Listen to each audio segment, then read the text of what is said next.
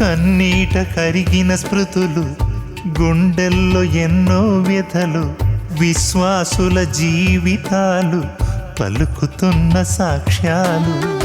రాళ్ళ క్రింద నలిగిన వాళ్ళు, రంపాలకు తెగిపడినోళ్ళు, కత్తుల రక్తాక్షరాలు, క్రీస్తు కొరకు హత సాక్షులు. పరదేశులు, యాత్రికులు, తండ్రికిష్టులైన తనయులు ఎంత యోగ్యులు. నీతిమంతులు, మార్గదర్శులు, మాదిరి మలకొంచిపోయిన మార్గదర్శులు.